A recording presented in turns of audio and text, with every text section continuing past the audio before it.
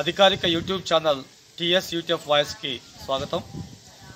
ఈ ఫైలింగ్ ఎలా చేయాలో ఈ వీడియోలో మీకు చూపిస్తాను. మీకు ఆదాయ పన్ను లేకున్నప్పటికీ ఈ ఫైలింగ్ చేయాల్సి ఉంటుంది. టీడీఎస్ చేసిన తర్వాత మాత్రమే ఈ ఫైలింగ్ చేయాలి. ఈ ఫైలింగ్కి ఫామ్ 16 దగ్గర ఉంచుకోవాలి. ఎక్కువ వివరాల్లోకి వెళ్లకుండా బేసిక్ అంశాలకే మాత్రమే పరిమితమై ఈ వీడియోని చేయడం జరిగింది. స్మార్ట్ ఫోన్లో కూడా ఈ ఫైలింగ్ చేసుకోవచ్చు. అదేవిధంగా ఈ ఛానల్ని సబ్స్క్రైబ్ చేసుకోండి, బెల్ ఐకాన్పై క్లిక్ చేయండి. మిత్రులారా, మనం ముందుగా ఈ ఫైలింగ్ చేయాలంటే బ్రౌజర్ ఓపెన్ చేసిన తర్వాత ఇక్కడ ఈ ఫైలింగ్ అడ్రస్ మనం టైప్ చేయాలి. రాగానే కంటిన్యూ టు హోమ్ పేజ్ అని ఉంటుంది. ఒకవేళ మీరు కనుక రిజిస్టర్ చేయకపోతే ఇక్కడ రిజిస్టర్ చేసుకోవాల్సి ఉంటుంది. లేదు రిజిస్టర్ కనుక అయ్యి ఉంటే లాగిన్ హియర్ దగ్గర క్లిక్ చేయాలి. ఎవరైనా రిజిస్టర్ కాని వాళ్ళ కోసం మనం ఇక్కడ దీన్ని ముందుగా చూద్దాం. రిజిస్టర్ యువర్ సెల్ఫ్ ఇక్కడ క్లిక్ చేస్తే మీకు ఈ పేజీలో సెలెక్ట్ దగ్గర ఇండివిజువల్ అనేది చేయాలి సాలరీడ్ ఎంప్లాయీస్కి. నెక్స్ట్ కంటిన్యూ క్లిక్ చేద్దాం. మీరు ముందుగా ఇక్కడ స్టార్ గుర్తు ఉన్న అంశాలు ఖచ్చితంగా నింపాలి. పాన్ నెంబర్, సర్నేమ్, అదేవిధంగా డేట్ ఆఫ్ బర్త్. అంటే మీకు పాన్ కార్డు పైన ఏదైతే పేరు ఉంటుందో ఆ పేరు మాత్రమే నింపాలి. చివరిగా రెసిడెంట్ నింపి కంటిన్యూ నింపాలి. ఆ తర్వాత ఏమవుతుందంటే మనకి 3 ఫామ్స్ ఉంటాయి. రిజిస్ట్రేషన్ ఫామ్ వస్తుంది, తర్వాత రిజిస్ట్రేషన్ వెరిఫికేషన్ అవుతుంది. మీరు ఆధార్ కార్డు, మీ మొబైల్ నెంబరు, ఈమెయిల్ ఇవన్నీ నింపిన తర్వాత ఈ 4 స్టెప్స్ ద్వారా మీకు ఈ రిజిస్ట్రేషన్ ప్రాసెస్ అనేది అవుతుంది. దాదాపు ఎక్కువ మందికి రిజిస్టర్ అయ్యే ఉంటారు కాబట్టి ఇది పెద్దగా చర్చ కూడా లోతుగా అవసరం లేదు. ముందుగా నెక్స్ట్ లాగిన్కి వెళ్దాం. ఈ లాగిన్ పేజీలో యూజర్ ఐడి, పాస్వర్డ్ 2 ఉంటాయి. మీ పాన్ కార్డ్ నెంబర్ అనేదే మీ యూజర్ ఐడి. పాన్ నెంబర్ అయితే ఉందో దాన్ని మీరు నింపాల్సి ఉంటుంది. నెక్స్ట్ పాస్వర్డ్ మీరైతే ఇచ్చారో ఆ పాస్వర్డ్ని నింపండి.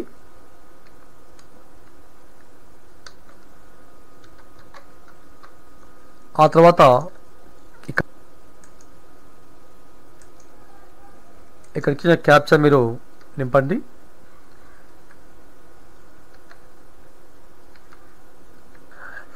కొంతమంది ఓటీపీకి ఆధార్ లింక్ ఇస్తేమో ఇక్కడ ఆధార్ ఓటీపీ వస్తుంది. అప్పుడు ఆధార్ ఓటీపీ ఎంటర్ చేయాలి. లేని వాళ్ళకి మాత్రం డైరెక్ట్గా ఇక్కడ లాగిన్ అయితే మనం పేజీకి లాగిన్ అయిపోతాం. ఇక లాగిన్ అయిపోగానే filing of income tax returns అనేది ఉంటుంది. దీనికంటే ముందుగా మనం ఏం చేయాలంటే మన అకౌంట్లో టీడీఎస్ అయిందా కాలేదా చూసుకోవాలి. టీడీఎస్ కాకుండా ఈ ఫైల్ చేయడం అనేది సాధ్యం కాదు. కాబట్టి మొట్టమొదట ఈ 26 AS ఫామ్ని మనం చూద్దాం. వ్యూ ఫామ్ 26 AS ట్యాక్స్ క్రెడిట్లో కన్ఫర్మ్ క్లిక్ చేసిన తర్వాత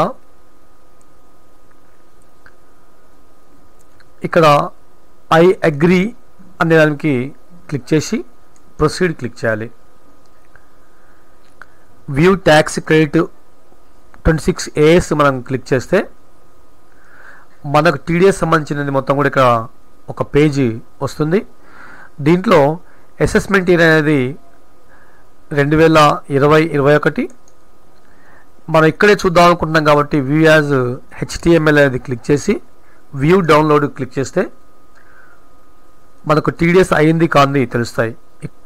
మన యొక్క మండల్ ఎడ్యుకేషన్ ఆఫీసర్ పేరు మీద అంటే DDO పేరు మీద అండ్ ట్యాన్ నెంబరు, ఎంత అమౌంట్ క్రెడిట్ అయింది, టోటల్ అమౌంట్లో మన కట్టిన యొక్క డిడక్షన్ అమౌంట్ ఎంత అనేది చూపించింది. వాస్తవంగా ఈ అమౌంట్ని మనం ఏం చేయాలంటే మనం ఫామ్ 16లో అయితే మనకు కట్ అయిందో దాన్ని ఒకసారి మనం పోల్చుకోవాలి. ఇక్కడ చూద్దాము. దీంట్లో మనం కట్టిన దాంట్లో 6,400 రూపీస్ మనం ఇక్కడ పే చేసాం. కానీ 26 ASలో ఏమొచ్చింది 4800 వచ్చింది. అంటే ఇంకా పూర్తిగా టీడీఎస్ కాలేదు. బహుశా ఇంకా ఒక లాస్ట్ క్వార్టర్ మిగిలిపోయి ఉంటుంది. ఇది కూడా నెక్స్ట్ ఇక్కడ అమౌంట్, ఇక్కడ కట్ అయిన అమౌంట్, ఈ రెండు టాలీ అయిన తర్వాత మాత్రమే మనం ఈ ఫైలింగ్ చేయాలి. ఇది దయచేసి గుర్తుంచుకోండి. ఒకవేళ రెండు కనుక క్లియర్గా ఉంటే మనం దీంట్లో మళ్ళీ స్టార్టింగ్కి వచ్చిన తర్వాత డాష్ బోర్డ్లో filing of income tax returns అనేది వస్తుంది. ఐ అగ్రీ అని చెప్పిన తర్వాత కంటిన్యూ చేస్తే మనకు ఆ ఫామ్ వచ్చింది. ఇది దీనికి సంబంధించిన ఫామ్. మొట్టమొదట ఇన్స్ట్రక్షన్స్ అనేవి ఉంటాయి. ఈ ఇన్స్ట్రక్షన్స్ తర్వాత చూసుకొని జనరల్ ఇన్ఫర్మేషన్లో మనం ఈ పేజ్ క్లారిటీగా చూసుకోవాలి. ఎందుకంటే దాదాపుగా ఇక్కడ మీరు పాన్ నెంబర్ కానీ పేరు కానీ ఇవన్నీ కూడా ఆల్రెడీ నింపి వస్తాయి. మీ యొక్క mail address, next cell number, ఇవన్నీ కూడా మీకు నింపే వస్తాయి. నేచర్ ఆఫ్ ది ఎంప్లాయ్ అంటే మనం స్టేట్ గవర్నమెంట్ అనేది నింపాలి. ఇది ఫైల్డ్ 139 అనేది ఆన్ ఆర్ బిఫోర్ అన్నప్పుడు మనం బిఫోర్ డేటే, ఆన్ ఆర్ బిఫోర్ డేటే కాబట్టి ఇది ఇక్కడ 139 ఉంచాలి. నెక్స్ట్ ఇక్కడ నో పెట్టాల్సి ఉంటుంది. ఎప్పటికప్పుడు మీరు సేవ్ డ్రాఫ్ట్ చేసుకోండి. నెక్స్ట్ చేసుకున్న తర్వాత మూడో ట్యాబ్ అయితే ఉందో కంపిటీషన్, ఇది ఇంపార్టెంట్. ఈ మూడో ట్యాబ్లో ఏమవుతుంది, మీ యొక్క శాలరీకి సంబంధించిన వివరాలు, మీ డిడక్షన్కి సంబంధించిన వివరాలు దీంట్లో వస్తాయి. ఇది నింపాలన్నప్పుడు మీరు మీ ఫామ్ 16 దగ్గర ఉంచుకోండి. ఈ ఫామ్ 16లో గ్రాస్ అమౌంట్ని ఇక్కడ చూసుకోవాలి. ఈ గ్రాస్ అమౌంట్ ఎంత వచ్చిందో దీన్ని చూసుకొని అదే అమౌంట్ని ఇక్కడ మనం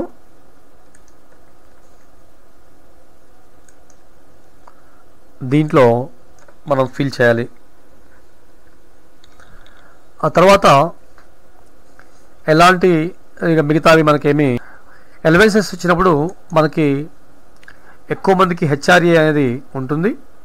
ఈ హెచ్ఆర్ఏ ఎలవెన్స్ ఇక్కడ రాయాలి. దీంట్లో కూడా చూద్దాము. హెచ్ఆర్ఏ ఇక్కడ వాస్తవంగా 70,873 రూపీస్ ఇక్కడ ఉంది. దీన్ని కూడా మనం ఏం చేద్దామంటే దీన్ని ఇక్కడ నింపేద్దాం.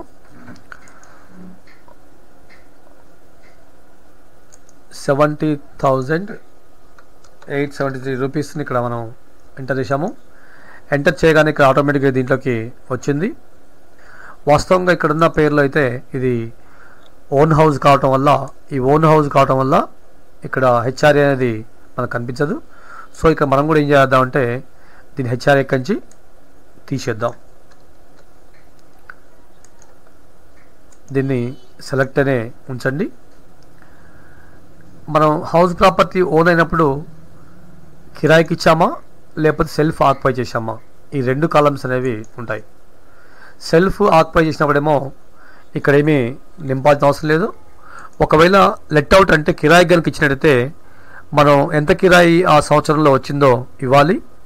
దాంతోపాటుగా లోకల్ ట్యాక్స్ అన్నప్పుడు మనం అక్కడ మున్సిపల్ అథారిటీస్కి ఎంత ట్యాక్స్ పే చేసామో కూడా ఇవ్వాలి. ఈ రెండు పోగా ఈ మొత్తం కూడా గ్రాస్ అమౌంట్ దీంట్లో వస్తుంది. సో ఇక్కడ కానీ వాస్తవంగా ఇక్కడ మనం సెల్ఫ్ ఆక్యుపైడ్ కాబట్టి దీన్ని సెల్ఫ్ ఆక్యుపైడ్ పెట్టేద్దాం.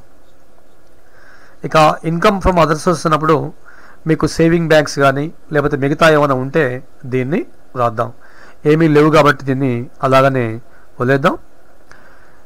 ఇక మరీ ముఖ్యంగా డిడక్షన్స్ పార్ట్ వచ్చినప్పుడు 80C ప్రకారంగా మనకి ఏమేమి డిడక్షన్స్ ఉన్నాయో ఒకసారి చూడండి. మనకి ఇక ఈ ప్లాట్లో కేవలం 150,000కే ఎలిజిబిలిటీ ఉంది, కానీ ఇక్కడ 2,28,000 చిల్లర ఉంది. ఫర్ ఎగ్జాంపుల్ ఇక్కడ 2,28,349 రూపాయలు వేశాము. అయినప్పటికీ ఇక్కడ కేవలం 150,000కి మాత్రమే అవకాశం ఉంది కాబట్టి 150,000 తీసుకుంది. మీరు ఇక్కడ మరొక విషయం గమనించండి. 16 IA ప్రకారంగా 50,000 మీకు స్టాండర్డ్ డిడక్షన్స్ ఉంటుంది. దీనికి ఎలాంటి బిల్స్ మనం పెట్టాల్సిన అవసరం లేదు. ప్రతి ఒక్క ఎంప్లాయీకి 50,000 రూపాయలు మీ యొక్క గ్రాస్లో నుంచి నెట్లో నుంచి ఇది తీసివేయబడుతుంది. సో ఇలా చేసిన తర్వాత మీకు మొత్తం కూడా 1,50,000 ఏమో 80C ప్రకారంగా ఉన్నాయి. మీకు మరి సిపిఎస్ అయినప్పుడు దీంట్లో ఇక్కడ రాయాల్సి ఉంటుంది. అదేవిధంగా గవర్నమెంట్ కూడా కాంట్రిబ్యూట్ చేస్తుంది కాబట్టి ఆ గవర్నమెంట్ కాంట్రిబ్యూషన్ ఇక్కడ మీరు ఎంటర్ చేయాల్సి ఉంటుంది. నెక్స్ట్ మిగిలినవి ఏమైనా ఎడ్యుకేషన్ లోన్ సంబంధించి 80 కానీ లేకపోతే మరాలిటీ లోన్స్ కానీ ఉంటే మీరు ఇక్కడ ఎంటర్ చేయాలి. ఏమీ లేకపోతే ఖాళీగా వదిలేయండి. దాదాపుగా అంటే మీ ఫామ్ 16 దగ్గర ఉంచుకొని ఈ ఫామ్ 16లో ఏవైతే డిడక్షన్స్ మీరు చూపించారో ఇక్కడ ఇంట్రెస్ట్ ఆఫ్ హౌస్ లోన్ అనేది మనం తీసుకున్నాం కాబట్టి 52,878 రూపీస్ దీంట్లో ఉంది.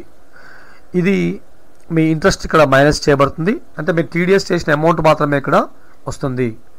మీ యొక్క డీడీఓ ట్యాన్ నెంబరు డీడీఓ యొక్క డిజిగ్నేషను తర్వాత ఎంత మొత్తం కూడా శాలరీస్లో టోటల్గా ఎంత అయింది, దాంట్లో మీది ఎంత డిడక్ట్ అయింది, ఇది ఒకటి మీరు చూసుకోండి. దీంతో పాటుగా మనం ఏం చేయాలంటే ఇది మొత్తం అయిపోయిన తర్వాత మరొక అంశం ట్యాక్స్ వెరిఫికేషన్ ఇక్కడ లాస్ట్లో చివరికి వచ్చే ముందు మీరు 80G ప్రకారంగా ఏమైనా చేశారా. ముఖ్యంగా నేమ్ ఆఫ్ ది డోనీ అంటే గవర్నమెంట్ ఆఫ్ తెలంగాణ ఇక్కడ రాయాలి. అడ్రస్ హైదరాబాదు, ఇది కూడా హైదరాబాదే. తర్వాత స్టేట్ కోడ్ మనం ఇక్కడ తెలంగాణ రాస్తాము, పిన్ కోడ్ రాస్తాము. డోన్ యొక్క ఇక్కడ పాన్ నెంబర్ అనేది ఉంటుంది. ఇక్కడ చూడండి, ఈ పాన్ నెంబర్ 1 2 3 4 5 జీలు 4 0 జీ. ఇక్కడ 5 జీలు 4 0 జీ. ఇది తెలంగాణ గవర్నమెంట్ యొక్క పాన్ నెంబరు. మీరు ఎంత అమౌంట్ ఇచ్చారో చూద్దాం. ఇక్కడ ఈ అమౌంట్ అనేది ఎంత ఉంది, ఇక్కడ మీకు జిఎస్ రూపంలో కేవలం 120 మాత్రమే ఉంది. ఈడబ్ల్యూఎఫ్ అనేది 120 ఇక్కడ మనం వేస్తే సరిపోతుంది. కొత్తగా ఏమవుతుందంటే మీ ఆటోమేటిక్గా మీకు ఇక్కడ 80Gలో మీకు ఇది చూపిస్తుంది. చూడండి, ఇక్కడ 80G ప్రకారంగా 120 రూపీస్ ఇక్కడ మీకు అది ఆల్రెడీ చూపించింది. మీరు మొత్తం ఎంత ట్యాక్స్ కట్టాలో ఇక్కడ క్లియర్గా వస్తుంది. ఇది టోటల్గా మీకు సంబంధించిన ఫామ్ 16 ప్రకారంగా మనకి వచ్చింది. ఇంకా అదనంగా మీరు ఏమన్నా పే చేస్తే దీని 80GGA ప్రకారంగా కానివ్వండి, 80D ప్రకారం కానీ కొత్తగా మనకి ఈ 2 ఫామ్స్ కొత్తగా వచ్చాయి. 80D పేజ్ కానీ 80GGA పేజ్ కానీ లేదు. ఈ 3 పేజీలు కొత్తగా ఈ సంవత్సరం మాత్రమే వచ్చాయి. ఇక చివరిగా ఇది క్లారిటీ లాస్ట్కి టాలీ చేసుకొని దీన్ని ప్రివ్యూ అండ్ సబ్మిట్ కనుక క్లిక్ చేస్తే మీరు ప్రివ్యూ సబ్మిట్ చేసినప్పుడు మీకు ఒక పేజీ వస్తుంది. చూడండి, ఈ చివరిలో మీకు ఏమొచ్చింది, ఇక్కడ 3 రకాల ఆప్షన్స్ ఇచ్చారు. ఇక్కడ మనం ఎట్లా దీన్ని వెరిఫై చేసుకోవాలి ఈ ఫైలింగ్ని. డైరెక్ట్గా మన ఇక్కడ ఆధార్ కార్డు లింక్ ఉంటే వెంటనే క్లిక్ చేస్తే ఇక్కడ డైరెక్ట్ దీన్ని ప్రివ్యూ సబ్మిట్ చేస్తే వచ్చేస్తుంది. ఆ తర్వాత లేదనుకుంటే దీన్ని 120 డేస్లో పంపించుకునే అవకాశం కూడా ఉంది. అట్లా ఏం చేసుకోవచ్చు. మూడోది, దీన్ని మనం ఆన్లైన్లో కాకుండా ఆఫ్లైన్లో మనం వచ్చిన అక్నాలజ్మెంట్ని జిరాక్స్ తీసుకొని ప్రింట్అవుట్ తీసుకొని దాన్ని ఈ అడ్రస్కి బెంగళూరు పంపిస్తే కూడా అవుతుంది. ఈ 3 ఆప్షన్లో ఈ పై ఆప్షన్ అనేది ఇన్స్టంట్గా అవుతుంది, వెంటనే అవుతుందని చెప్పుకోవచ్చు. ఇక్కడ సెల్ఫ్ అనేది కూడా క్లిక్ చేయాలి. ఈ విధంగా మనం చేసినట్టయితే మనకి ఇది క్లిక్ చేసిన తర్వాత మీకు ఆధార్ కార్డుకి ఒక ఓటీపీ వస్తుంది. ఆ ఓటీపీ ఎంటర్ చేసి కనుక మనం చేస్తే ఈ ఫైలింగ్ అనేది సక్సెస్ఫుల్గా అవుతుందని చెప్పుకోవచ్చు.